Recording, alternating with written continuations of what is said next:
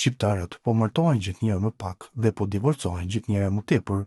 Të dhënat e Instat dhe të Drejtorisë së Përgjithshme të Gjendjes Civile tregojnë se viti 2024 shënoi një pikë these. Martesat kanë rënë në nivelin më të ulët historik në vend, ndërsa divorcet kanë arritur shifra rekord.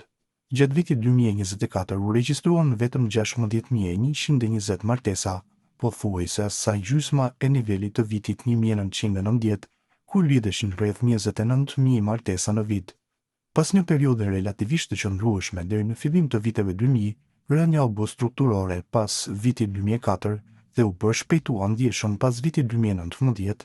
Pandemia e thelloi këtë prirje, por rënja ka vijur edhe pas saj.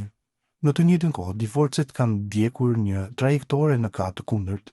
Në vitin 2024, 1 në 3 martesa përfundoi në divorc. Treguesi i divorceve për 1.000 martesa arriti në 29.8%, niveli më i lartë i regjistruar ndonjëherë, nga 9.2 që ishte në vitin 1990 dhe minimumi historik prej 5.9 në vitin 1997.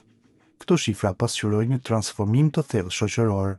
Shqiptarët tani janë më të pavarur ekonomikisht, më të ndikuar në modelet perëndimore dhe më të fokusuar te mirëqenia personale, sesa te ruajtja e martesës me çdo kusht, shkruan te intervista Monitor.